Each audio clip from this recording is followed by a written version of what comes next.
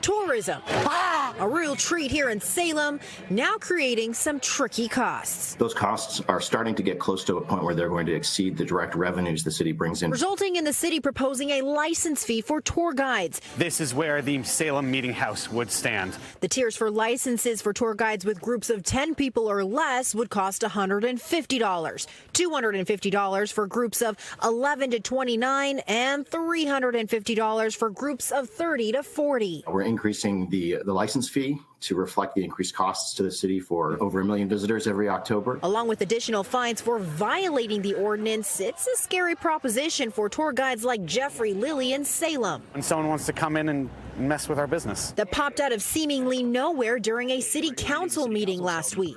We feel distinctly as though we were left out of any conversation. Potentially costing him hundreds of dollars extra if passed by January 2025. My license cost me $10. Next year, they want me to pay $350.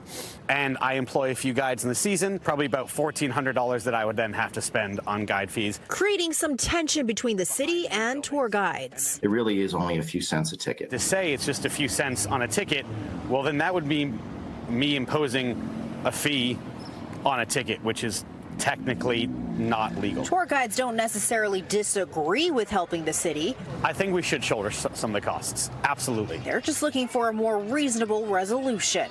So hopefully we come out with a resolution that fits everyone's needs.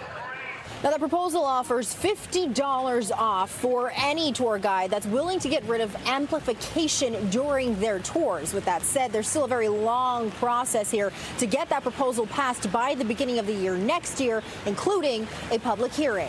In Salem, Jericho Tran, NBC 10 Boston.